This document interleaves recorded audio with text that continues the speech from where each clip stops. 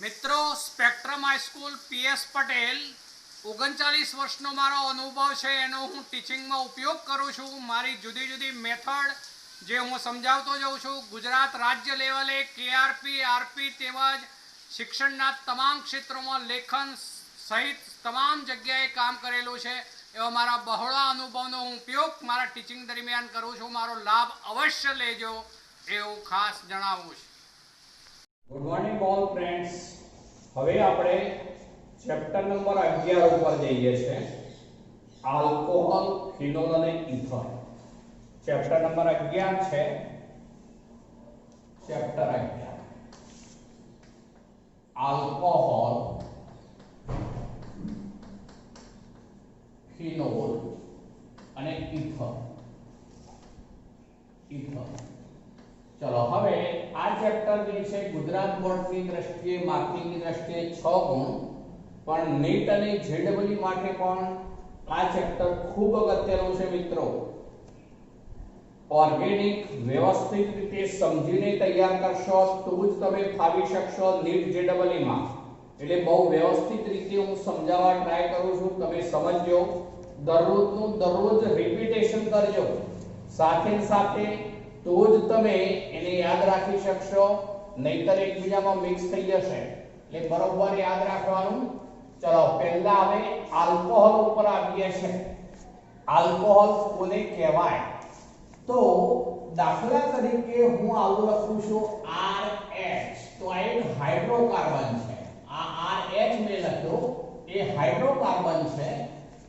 R તરીકે કોઈ પણ સમૂહ હોઈ શકે, આલ્કાઇલ એરાઇલ એવા સમૂહો। આ R અત્યારે મેં આલ્કાઇલ તરીકે લીધું છે, પણ હવે RH છે આલ્કાઇલ જ લઈએ છે અત્યારે, એના H નું વિસ્થાપન OH સમૂહ દ્વારા કરાવી દઈએ।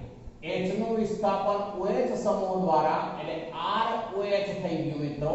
તો આ જે બની ગયું એ આલ્કોહોલ છે, પણ હવે એવું કહેવું પડશે એલિફેટિક હાઇડ્રોકાર્બન ના H પરમાણુ, એલિફેટિક હાઇડ્રોકાર્બન ના H પરમાણુનું OH સમૂહ દ્વારા વિસ્થાપન થતા બનતા સંયોજનોને આલ્કોહોલ કહે છે। દાખલા તરીકે આપણે આવું લઈએ છે, ઉદાહરણ લઉં છું, જોજો હું આવું લઉં છું CH3 તો આ હાઇડ્રોકાર્બન છે, બરોબર ધ્યાન રાખજો। આ હાઇડ્રોકાર્બન મેં લીધો, એલિફેટિક હાઇડ્રોકાર્બન છે, વધુ સ્પષ્ટતા કરું છું હવે। પણ અહીંથી આપણે એક H દૂર કરીએ છે અને OH જોડીએ છીએ, તો CH3 CH2 OH, તો આ જે થઈ ગયો એ આલ્કોહોલ થઈ ગયો। તો આ રીતે જુદા જુદા જે કાર્બન પરમાણુઓ હોય એમના ઉપરના H પરમાણુઓનું OH દ્વારા વિસ્થાપન હોઈ શકે। અહીંયા આપણે એક જગ્યાએ OH લાવ્યા છે, એને બદલે આ બાજુથી પણ હજુ હું આ પણ કરું અને અહીંથી H દૂર કરું ને OH બીજો અહીંયા જોડું આ બાજુ, તો એ પણ આલ્કોહોલ જ કહેવાશે। તો આ રીતે હાઇડ્રોકાર્બન સંયોજનો હોય, પણ કયા? એલિફેટિક હાઇડ્રોકાર્બન સંયોજનોના H પરમાણુનું OH સમૂહ દ્વારા વિસ્થાપન થતા बनता संयोजनों आल्कोहोल कहे। चलो હવે ફિનોલ શબ્દ ઉપર જવું છે। આ આપણે લીધું એ આલ્કોહોલ માટે લીધું, હવે ફિનોલ ઉપર આવું છું। ફિનોલ, તો ફિનોલમાં આવું હોય મિત્રો એરોમેટિક હાઇડ્રોકાર્બન હોય, એટલે ARH કહેવાય। એરોમેટિક માટે AR લેવાય છે, એરાઇલ સમૂહ એવો અર્થ થાય। તો આ ARH, તો એરોમેટિક હાઇડ્રોકાર્બન છે, એના H પરમાણુનું OH દ્વારા વિસ્થાપન કરાવું છું, તો AROH માટે આ જે બની ગયો એ ફિનોલ છે। હવે આ ફિનોલ કહેવાશે।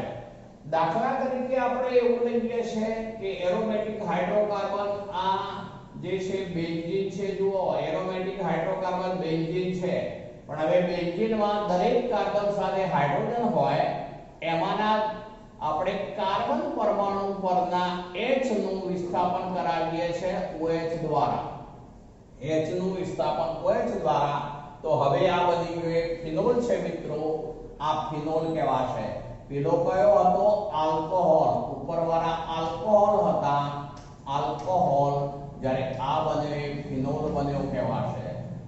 હવે એમાં ફરીથી સ્પષ્ટ બોલું છું, બરોબર ધ્યાન રાખજો. જ્યારે એલિફેટિક હાઇડ્રોકાર્બનના H પરમાણુ OH સમૂહ દ્વારા વિસ્થાપન થતા બનતા સંયોજનોને આલ્કોહોલ કહે છે. જ્યારે આમાં કહીશું એરોમેટિક હાઇડ્રોકાર્બનના H પરમાણુ OH સમૂહ દ્વારા વિસ્થાપન થતા તેને ફિનોલ કહે છે. ફિનોલમાં મિત્રો હંમેશા એરોમેટિક કેન્દ્રના કાર્બન ઉપર સીધો જ OH જોડાયેલો હોય ત્યારે જ એને ફિનોલ કહેવાય. બરોબર સમજજો. એરોમેટિક કેન્દ્રના કાર્બન પર સીધો જ OH જોડાયેલો હોય તો જ એને ફિનોલ કહેવાય. હું આવું લઉં માનો કે તો એ આલ્કોહોલ છે. જુઓ બરોબર, હું આવું કરું છું, અહીંયા હું CH2OH મૂકું છું તો આમાં OH સીધો જોડાયેલો નથી, માટે આલ્કોહોલ જ છે, એને ફિનોલ નહીં કહીએ. ફિનોલ એને જ કહેવાય જેમાં એરોમેટિક કેન્દ્રના કાર્બન પર સીધો જ OH જોડાયેલો હોય તો જ ફિનોલ કહીશું. તો આ આલ્કોહોલ કહેવાશે, આ ફિનોલ કહેવાશે. હવે આવવું છે આપણે ઈથર ઉપર. ઈથર, ચલો ત્રીજું લઈએ છે ઈથર. કોને કહેવાય તે તો ઈથરમાં આવું હોય મિત્રો, દાખલા તરીકે હું આ હાઇડ્રોકાર્બન પહેલા લઉં છું, હાઇડ્રોકાર્બન RH જ લખું છું અત્યારે, અથવા તો AR H. આ પણ હાઇડ્રોકાર્બન, પણ આ એલિફેટિક છે, આ એરોમેટિક છે. બરોબર. ચલો હવે હું આવું કરું છું, આના H નું વિસ્થાપન હું OR સમૂહ દ્વારા કરાવું છું. R મેં શું કર્યું? H નું વિસ્થાપન OR સમૂહ દ્વારા. આ કહેવાશે આલ્કોક્સી સમૂહ. આલ્કોક્સી શબ્દ વપરાય તો આલ્કોક્સી સમૂહ દ્વારા વિસ્થાપન કરાવીએ ત્યારે તેને આ જે બની ગયું ઈથર કહેવાશે. ઈથર. એ જ રીતે આની અંદર પણ AR સમૂહ છે, એમ ત્યારબાદ H છે, એ H નું વિસ્થાપન આપણે OAR દ્વારા વિસ્થાપન કરાવી દઈએ તો આ પણ જે બની ગયું ઈથર છે. આને કહેવાશે, આ જે બધું તે એને કહેવાય આટલા સમૂહને એરાઇલોક્સી. એરાઇલોક્સી. જ્યારે આ સમૂહ જે કહેવાશે એને કહેવાશે આલ્કોક્સી. આલ્કોક્સી. આલ્કોક્સી. જ્યારે એરાઇલોક્સી સમૂહ કહેવાશે, આ સમૂહની વાત કરું છું, આખું સંયોજન બની ગયું એ કહેવાશે ઈથર. હજુ બીજી રીતે ઈથર માટે આવું કહી શકાય. બીજી રીતે ઈથર માટે કહું છું, જોજો. એમાં આપણે ROH લીધો, મેં આલ્કોહોલ લીધો. હવે આલ્કોહોલના હાઇડ્રોક્સિલ સમૂહના H પરમાણુ, અહીંયા H પરમાણુ એ આલ્કોહોલનો લઈએ છે.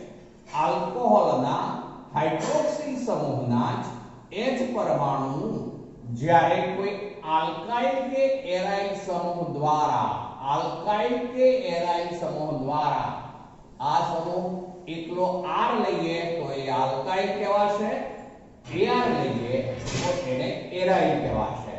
તો આ ROR, તો આ R આલ્કાઇલ સમૂહ દ્વારા વિસ્થાપન કરાવીએ તો પણ આ ઈથર બન્યું. ઈથર બન્યું કહેવાશે. એ જ રીતે માનો કે ફિનોલ છે, AROH, તો એના H નું વિસ્થાપન આપણે કરાવીએ જે એરાઇલ સમૂહ અથવા આલ્કાઇલ સમૂહ દ્વારા આનું વિસ્થાપન કરાવીએ તો એ વખતે જે છે એ પણ જે બનશે એને આપણે ઈથર કહીશું.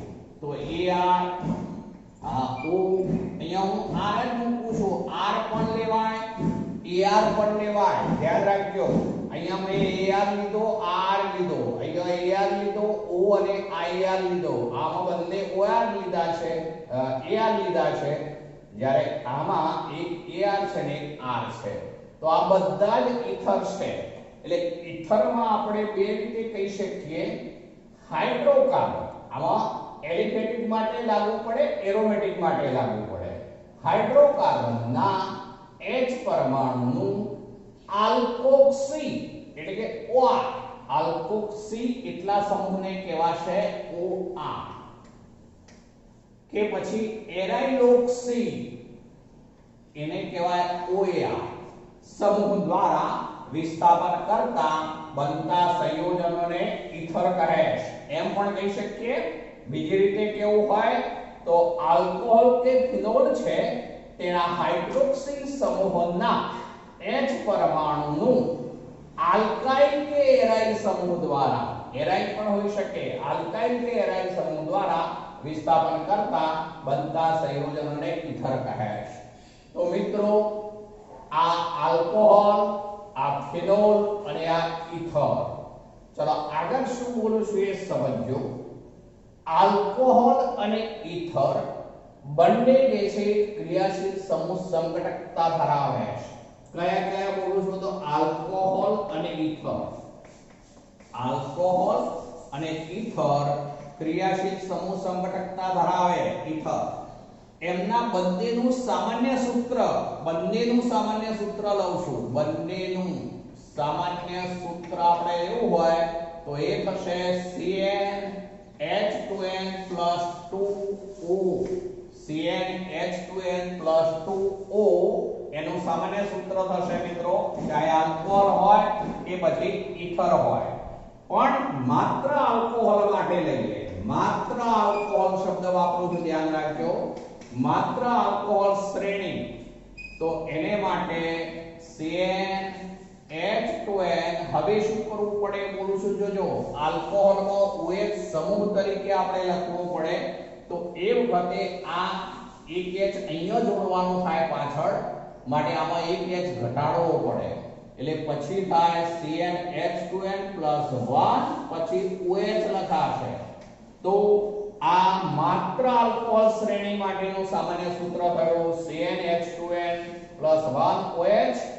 જ્યારે પેલું ઉપર લીધું છે આલ્કોહોલ અને ઈથર બંનેને લાવવું પડે એવું સામાન્ય સૂત્ર છે CnH2n + 2O. ઉદાહરણ તરીકે આપણે બંને સમઘટકો છે ક્રિયાશીલ સમૂહ સમઘટક બનાવે. દાખલા તરીકે આપણે આવું સૂત્ર લઈએ છે, જુઓ. CH3 CH2 CH2OH મેં લીધું મિત્રો. તો આ એક આલ્કોહોલ છે, આ એક આલ્કોહોલ છે. ચલો એને બદલે આવું લઉં છું બીજું CH3O CH2 CH3. તો આ ઈથર છે, આલ્કોહોલ છે, આ ઈથર છે. બંનેનું અણુ સૂત્ર એક સરખું જ થાય. બંનેમાં કાર્બન કેટલા છે ગણો તો 3 છે, એટલે C3 છે બંનેમાં. H કેટલા છે તો 3 ને 2 5 ને 2 7 ને 1 8, 3 ને 3 6 ને 2 8. તો H 8 છે અને O 1 છે. એટલે બંનેનું અણુ સૂત્ર એક સરખું છે. બંનેના બંધારણીય સૂત્રો જુદા જુદા થયા મિત્રો, જેમાં ક્રિયાશીલ સમૂહમાં તફાવત છે. માટે આ આલ્કોહોલ, જ્યારે આ ઈથર સમૂહ કહેવાય, માટે આ ક્રિયાશીલ સમૂહ સંઘટકતા ધરાવે છે એવું કહેવાય. ક્રિયાશીલ સમૂહ સંઘટકતા. આગળ ઉપર આપણે આનું નામ જોઈશું. આનો IUPAC નામ છે પ્રોપેન-1-ઓલ. જો કે આપણે નામકરણ ચલાવીશું ત્યારબાદ બધું સ્પષ્ટ થઈ જશે તમને. પ્રોપેન-1-ઓલ. આમ તો 11 વાળા ઉપરથી પણ તમને આવડે. ચલો આની અંદર જે છે એમાં બે ઓક્સિજનની આસપાસ જે સમૂહ હોય એમાં જેમાં કાર્બન ઓછા હોય તેના સાથે ઓક્સિજન ગણી અને આલ્કોક્સી તરીકે ઓળખવામાં આવશે અને આને હાઇડ્રોકાર્બન તરીકે ઓળખવામાં આવે. તો પછી આ ઇથેન બોલવું પડશે, જ્યારે આ બોલાશે મિથોક્સી. તો એનું IUPAC નામ થવાનું methoxy. Methoxy ethane, methoxy ethane. ચલો નામકરણ ઉપર આપણે પછી જઈશું, પણ આ જે છે કયા પ્રકારની સંઘટકતા કહેવાશે તો ક્રિયાશીલ સમૂહ સંઘટકતા. ક્રિયાશીલ સમૂહ સંઘટકતા ધરાવે છે, સંઘટકતા એવું કહેવાશે. ચલો આલ્કોહોલ, ફિનોલ અને ઈથર સંયોજનો છે એ આપણને વિવિધ ઉદ્યોગોમાં તેમજ વ્યવહારમાં પણ ઉપયોગી છે. દાખલા તરીકે જે ફર્નિચર હોય લાકડાનું, એ લાકડાના ફર્નિચરને જે પોલિશ કરવામાં આવે છે, એ પોલિશ જે કરવામાં આવે એ સ્પિરિટ તરીકે ઓળખાય છે. તો એ સ્પિરિટ એ વાસ્તવમાં એની અંદર મોટા ભાગે ઇથેનોલ હોય છે. સ્પિરિટની અંદર મોટા ભાગે ઇથેનોલ હોય છે. ચલો એ સિવાય વાત કરું તો ખાદ્ય શર્કરા એટલે કે ગળ્યા પદાર્થો જે છે તે ખાદ્ય શર્કરા તમામ ગળ્યા પદાર્થોની વાત આવી ગઈ. એ ઉપરાંત વાત કરું તો જે કાપડ જે છે વસ્ત્રો બનાવવા માટે ઉપયોગમાં લેવાય છે એ શામાંથી બનેલું હોય છે? કપાસના રૂમાંથી. તે કપાસનું રૂ જે છે તે પણ, એ ઉપરાંત તમામ પ્રકારના કાગળ જે લખવામાં યુઝ કરીએ છીએ તે પણ તમામ પ્રકારના કાગળ જે છે, તો આ તમામના બંધારણમાં પણ આવા જે આલ્કોહોલ છે એવા સમૂહો એની અંદર રહેલા હોય છે. તેમના બંધારણમાં OH સમૂહો રહેલા હોય છે. એટલે આલ્કોહોલ, ફિનોલ, ઇથર આવા સંયોજનો વિવિધ ક્ષેત્રોમાં આપણને ઉપયોગી છે. ચલો હવે આવવું છે આપણે આલ્કોહોલ ના વર્ગીકરણ ઉપર. બરોબર, અગત્યનો મુદ્દો છે મિત્રો. આલ્કોહોલ ના વર્ગીકરણ ઉપર જઈએ છે. આલ્કોહોલ સંયોજનો જે છે એનું વર્ગીકરણ, જેમ આપણે હેલાઇડમાં વર્ગીકરણ જોઈ ગયા હતા, લગભગ એ ટાઈપનું આલ્કોહોલનું વર્ગીકરણ પણ છે. આપણે ફિનોલને અલગ પાડીશું. પહેલા આલ્કોહોલનું વર્ગીકરણ ઉપર આવું છું મિત્રો. આલ્કોહોલ નું વર્ગીકરણ. ચલો આલ્કોહોલનું વર્ગીકરણ એમાં એક રીત લઉં છું, એમાંની એક રીત લઉં છું પાછી. તો એમાં એવું કહીશું OH સમૂહની સંખ્યાને આધારે, OH સમૂહની સંખ્યાને આધારે. ચલો OH સમૂહની સંખ્યા મિત્રો આ રીતે હોઈ શકે.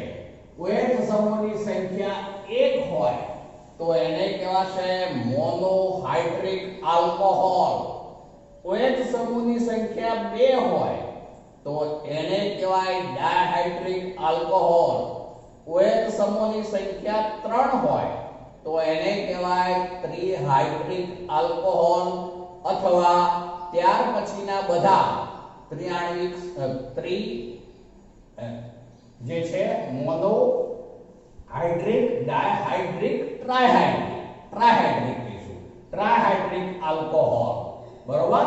તો એ જે છે ત્યાર પછીના એ ઉપરાંત પછીના પણ કહું છું. ટેટ્રા શબ્દ વપરાય, પેન્ટા શબ્દ વપરાય, બધા એ બધા પોલીહાઇડ્રિક આલ્કોહોલ એવું પણ કહી શકીએ. દાખલા તરીકે હું આવું લઉં છું, જુઓ CH3 CH2OH. તો આને કહીશું આપણે એક જ OH છે મિત્રો, માટે શું કહેવાય? મોનોહાઇડ્રિક આલ્કોહોલ છે આ, મોનોહાઇડ્રિક આલ્કોહોલ. પણ એને બદલે આવું લઈ ગયા છે CH2OH, પછી આ CH2OH. તો આમાં બે OH થયા મિત્રો.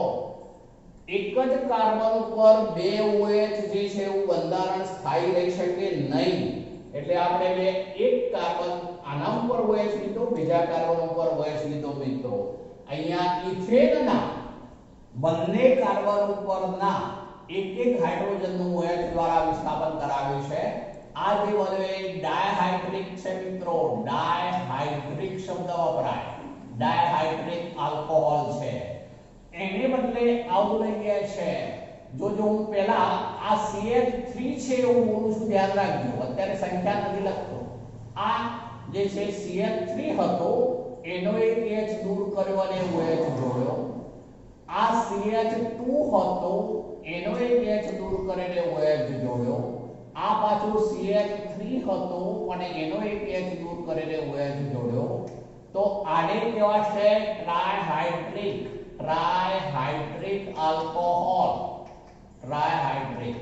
તો જો એક OH સમૂહ હોય તો મોનોહાઇડ્રિક, બે OH સમૂહ હોય તો ડાયહાઇડ્રિક, જે આલ્કોહોલમાં 3 OH સમૂહ હોય તો ટ્રાઇહાઇડ્રિક, અથવા 3 અને તેથી પણ વધુ હોય તો એ બધાને કહીશું પોલીહાઇડ્રિક.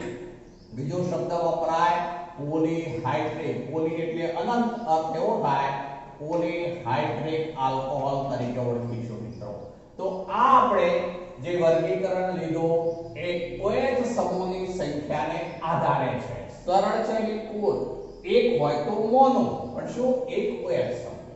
જે આલ્કોહોલમાં એક OH સમૂહ હોય તો મોનોહાઇડ્રિક આલ્કોહોલ, બે OH સમૂહ હોય તો ડાયહાઇડ્રિક આલ્કોહોલ, ત્રણ OH સમૂહ હોય તો ટ્રાયહાઇડ્રિક આલ્કોહોલ. આ ઉદાહરણ વારંવાર પૂછાય છે મિત્રો, પણ ઘણા બધા એનું બંધારણ લખવામાં ભૂલ એ કરી દે છે કે અહીંયા CH2 લખી નાખે છે, અહીંયા CH2 ના આવે. જો બરોબર, બંધની સંખ્યા 1 2 અને 3 માટે એક જ હાઇડ્રોજન આવે, ત્યાં બે હાઇડ્રોજન ન હોય. એટલે કે પ્રોપેન માંથી એ બન્યું છે. આમ તો પ્રોપેન માંથી બન્યું છે. આપણે આગળ જો કે IUPAC નામ સહિત લઈશું, પણ અત્યારે થોડો ખ્યાલ આપી દઉં છું. IUPAC નામ કહું છું તો આ જે છે ઇથેનોલ કહીશું, ઇથેનોલ છે. જ્યારે આનું નામ થશે ઇથેન 1,2 ડાયોલ, ઇથેન 1,2 પછી ડાયુલ, ડાયુલ શબ્દ વપરાશે. ઇથેન નીચે લખું છું ઇથેન 1,2 ડાયોલ, ઇથેન પછી 1,2 પછી ડાયોલ, ઇથેન 1,2 ડાયોલ તરીકે ઓળખાશે. ડાયોલ. ચલો આ જે છે એ પ્રોપેન માંથી બન્યું માટે એને કહેવાશે પ્રોપેન.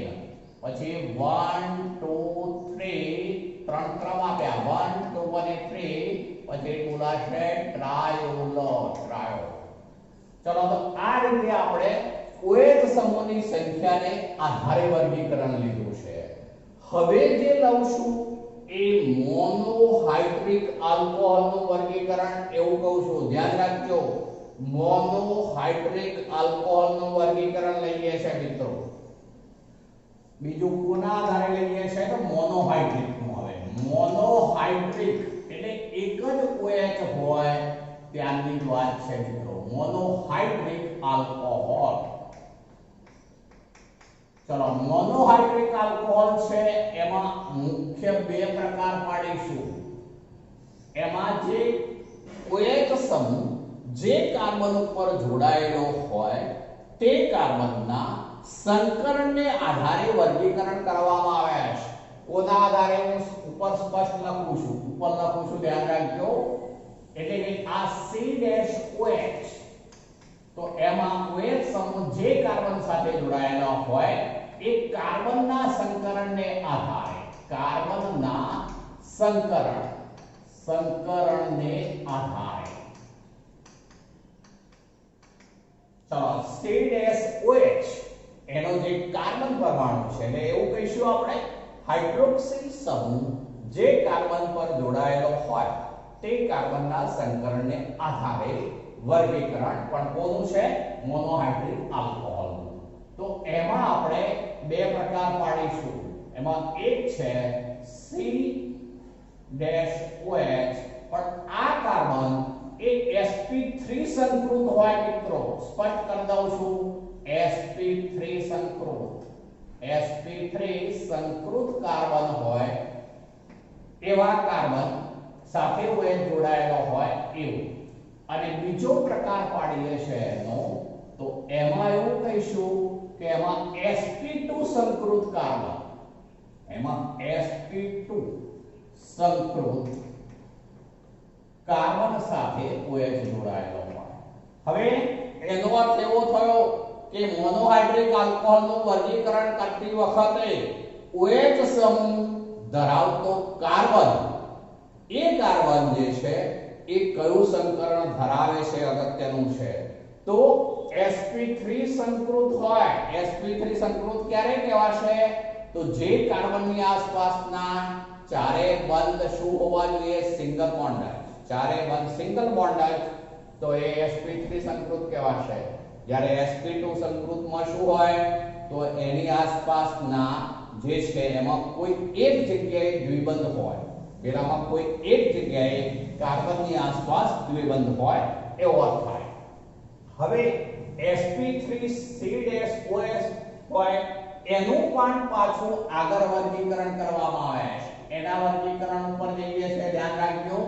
ચલો એના વર્ગીકરણમાં હું આવું લઉં પ્રાથમિક દ્વિતીયક અને તૃતીયક આલ્કોહોલ એવું કહું છું, ધ્યાન રાખજો. પ્રાથમિક આમાં એ લઈ ગયા છે આપણે, પ્રાથમિક દ્વિતીયક અને તૃતીયક આલ્કોહોલ. પ્રાથમિક દ્વિતીયક અને તૃતીયક આલ્કોહોલ.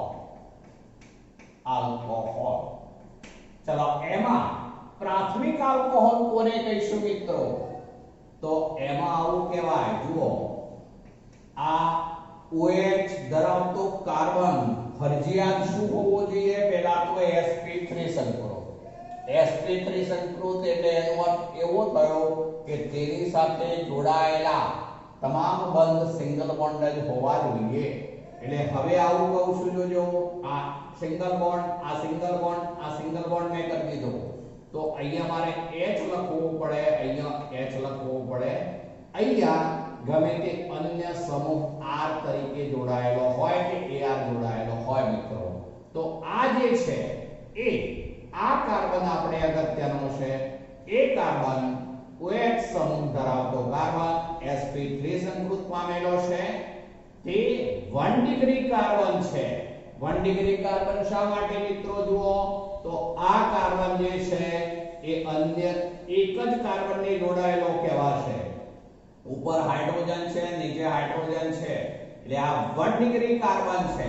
તો 1 ડિગ્રી કાર્બન પર જોડાયેલો હાઇડ્રોજન હોય, 1 ડિગ્રી કાર્બન ઉપર OH સમૂહ જોડાયેલો હોય તેને પ્રાથમિક આલ્કોહોલ કહીશું. ચલો એને ભેગું લખવું હોય તો આવું લખાય મિત્રો, ડેશ CH2H. એટલે આપણે કોઈ પણ સૂત્ર જોઈએ એમાં CH2H હોય તો એને આપણે પ્રાથમિક આલ્કોહોલ કહીશું. પ્રાથમિક આલ્કોહોલ.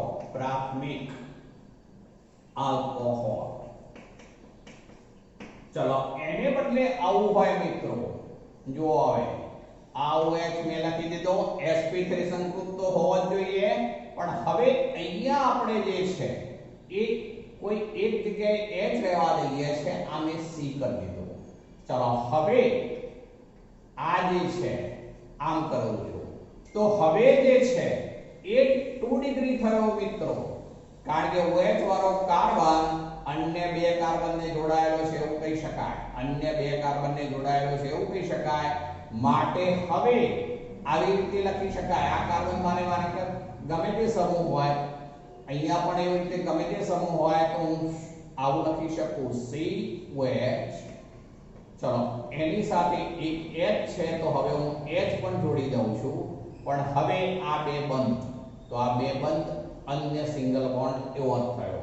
આ પણ સિંગલ બોન્ડ છે, આ પણ સિંગલ બોન્ડ છે, તો આ દ્વિતીયક આલ્કોહોલ કહેવાશે. દ્વિતીયક આલ્કોહોલ.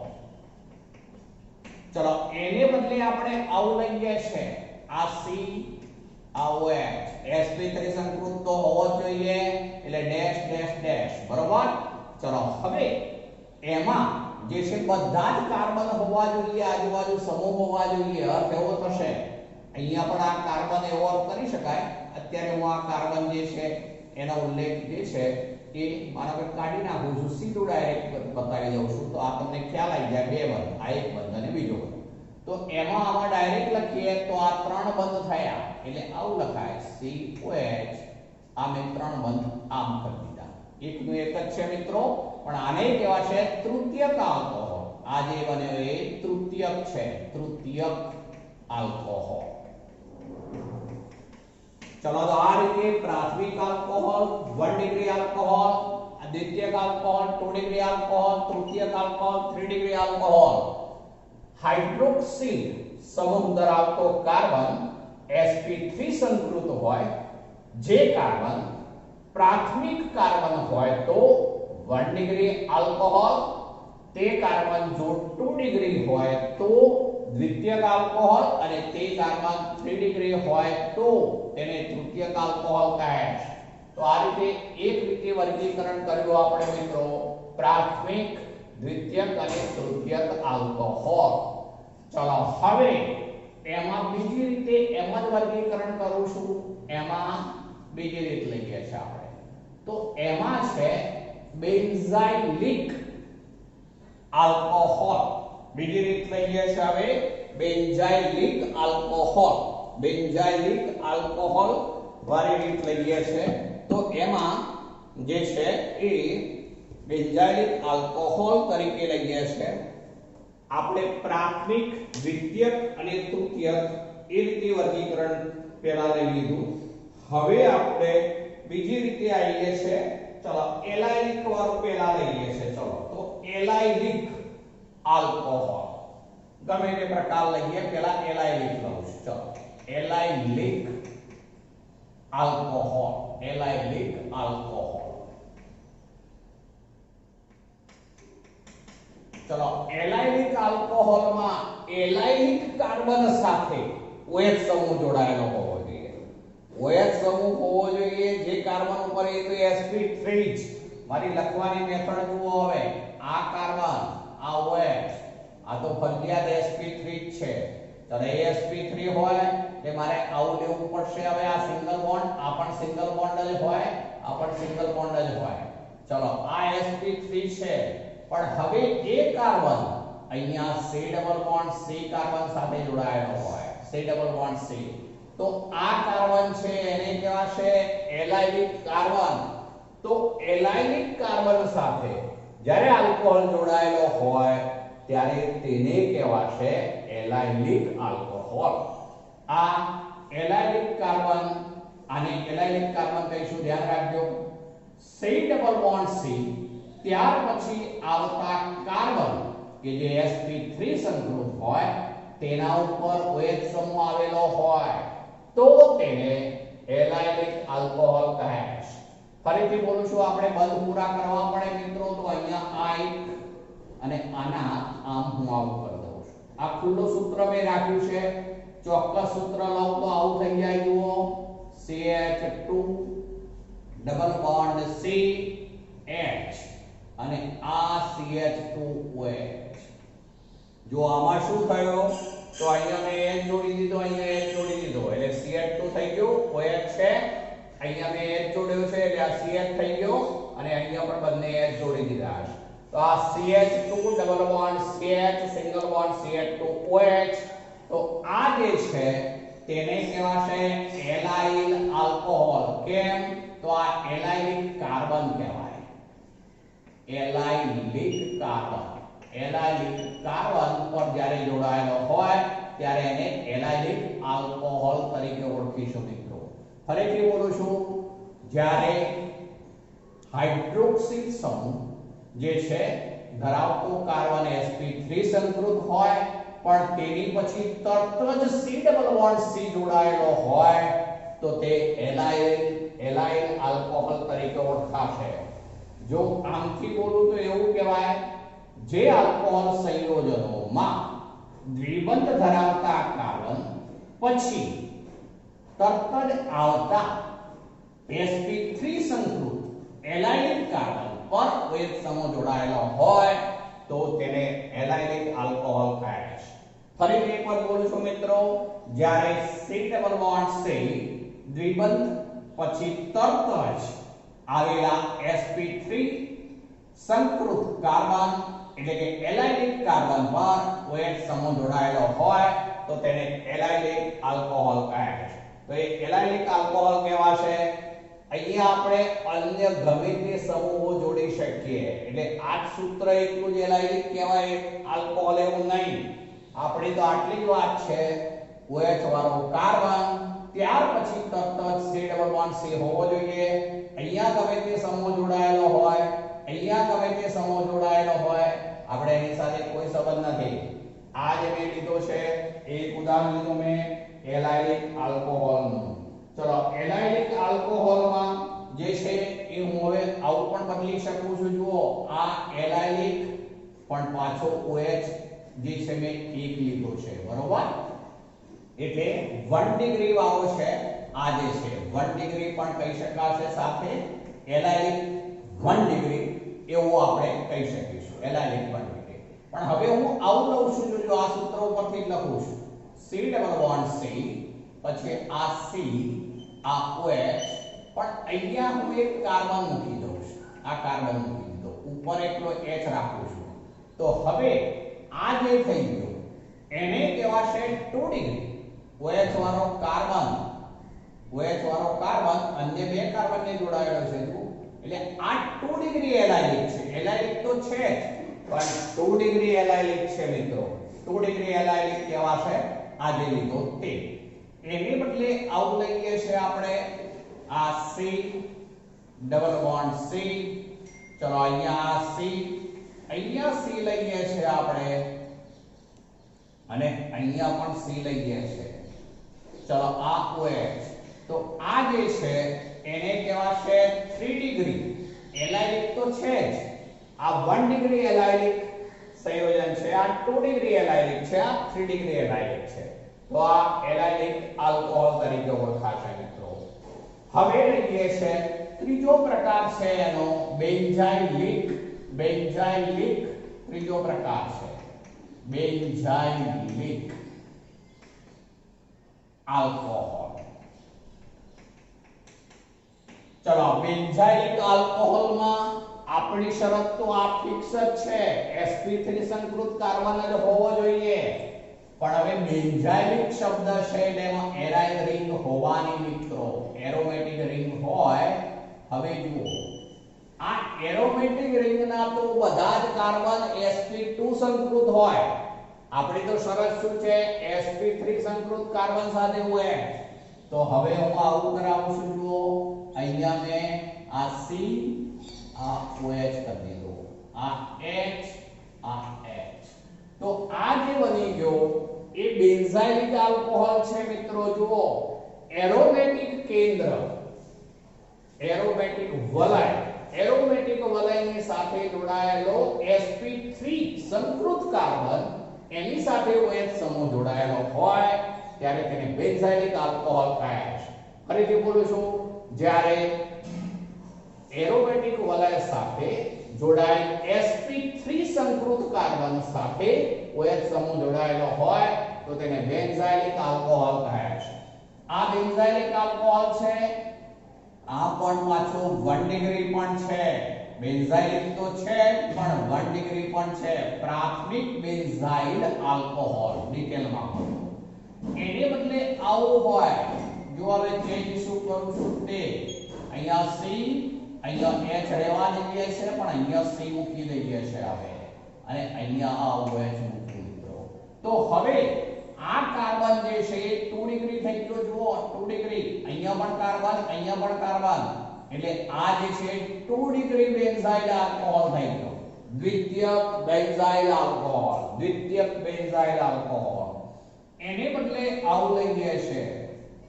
જુઓ આપણે અહીંયા C રાખ્યો, એની સાથે OH, એની સાથે ઉપરની તરફ પણ હું C મૂકી દઉં, નીચેની તરફ પણ C મૂકી દઉં છું. તો હવે આ જે બની ગયું એ 3 ડિગ્રી છે. તૃતીયક શબ્દ વપરાશે, તૃતીયક બેન્ઝાઇલ આલ્કોહોલ. પણ આપણે બેન્ઝાઇલ આલ્કોહોલ તો કોને કહેવાનું? તો એરોમેટિક કેન્દ્ર, એરોમેટિક વલય એની સાથે જે sp3 સંકૃત કાર્બન હોય તેની સાથે OH જોડાયેલો હોય તો તેને આપણે શું કહીશું? Benzylic alcohol. પણ આ 1 ડિગ્રી કાર્બન હોવાથી 1 ડિગ્રી બેન્ઝાઇલિક આલ્કોહોલ, આ 2 ડિગ્રી કાર્બન ઉપર OH જોડાયેલો હોવાથી 2 degree alcohol, 2 degree benzylic alcohol. અને આ કાર્બન OH સમૂહ 3 ડિગ્રી કાર્બન સાથે જોડાયેલ છે. જો એક કાર્બન ઉપર, એક કાર્બન નીચે, અહીંયા પણ કાર્બન છે, એટલા માટે આ તૃતીયક બેન્ઝાઇલ આલ્કોહોલ કહેવાશે.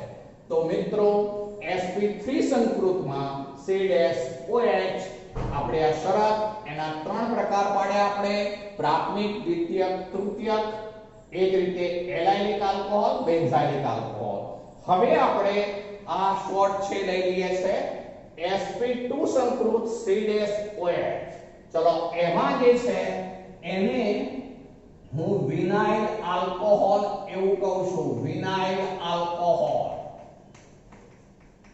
ચલો એમાં વિનાઇલ કોને કહેવાય? તો જો એમાં sp2 કાર્બન સાથે OH જોડાયેલો હોય, સરળ છે બિલકુલ, આવું કરી દઈએ કે આ sp2 કાર્બન કહેવાશે, એની સાથે OH જોડાયેલો હોવો જોઈએ મિત્રો. તો હવે આ જે બની ગયું એને કહેવાશે વિનાઇલિક આલ્કોહોલ. જુઓ બરોબર, વિનાઇલિક આલ્કોહોલમાં શું હોવું જોઈએ? આ વિનાઇલિક કાર્બન કહેવાશે. જ્યારે C ડબલ બોન્ડ C દ્વિબંધ sp2 સંકૃત કાર્બન સાથે OH જોડાયેલો હોય તો તેને વિનાઇલિક આલ્કોહોલ કહે છે. ફરીથી એક વાત બોલું છું, આમાં એમાં ડિફરન્સ. જ્યારે એરાઇલ કેન્દ્ર અથવા એરાઇલ જે છે એ વલય, એરાઇલ વલય એરોમેટિક વલય સાથે જોડાયેલો કાર્બન sp3 સંકૃત હોય એની સાથે OH જોડાયેલો હોય તો બેન્ઝાઇલિક આલ્કોહોલ કહેવાય. પણ જ્યારે C ડબલ બોન્ડ C વાળો કાર્બન sp2 સંકૃત હોય તેની સાથે OH જોડાયેલો હોય ત્યારે તેને વિનાઇલિક અથવા વિનાઇલ આલ્કોહોલ કહે છે. વિનાઇલ અથવા તો વિનાઇલિક આલ્કોહોલ કહે છે. ચલો, આ વિનાઇલિક આલ્કોહોલ સૂત્ર લેવું હોય તો આવું બને મિત્રો, CH2 double bond CH OH. તો આ વિનાઇલ આલ્કોહોલ થઈ ગયો. જો વિનાઇલ આલ્કોહોલ, આ એલાઇલ આલ્કોહોલ છે, પેલો વિનાઇલ આલ્કોહોલ છે. આપણે તો OH વાળો carbon, allylic carbon sp3 સંકરણ, OH વાળો કાર્બન જે છે એ sp2 સંકરણ, માટે આ વિનાઇલિક કાર્બન કહેવાશે. વિનાઇલિક કાર્બન સાથે OH જોડાયેલો હોવાથી તેને વિનાઇલિક આલ્કોહોલ તરીકે ઓળખીશું.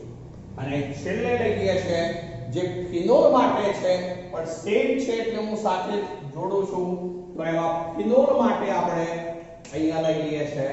તો ફિનોલ કોને કહેવાય? તો મેં તમને આગળ કહી દીધું છે, જેમાં એરોમેટિક વલય હોય, આ એરોમેટિક વલય એની સાથે સીધો જ OH જોડાયેલો હોય, સીધો જ OH, ત્યારે એને ફિનોલ કહેવાશે મિત્રો.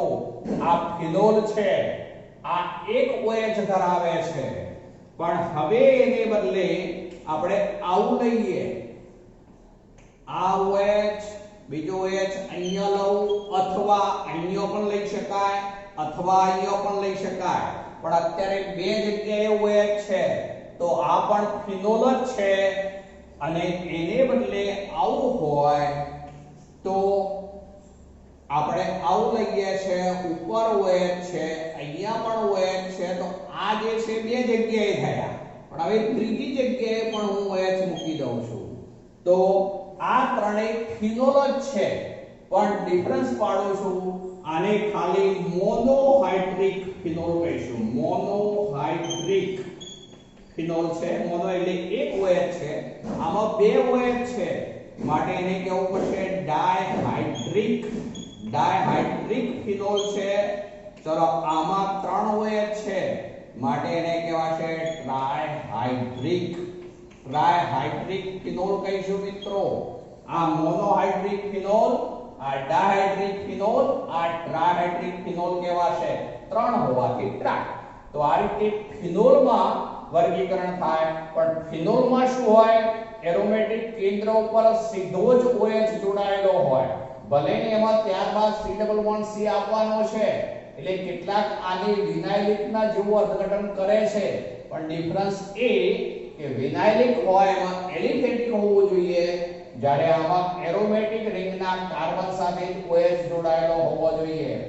એરોમેટિક વલયના કાર્બન સાથે સીધો OH જોડાયેલો હોય ત્યારે ફિનોલ કહીશું.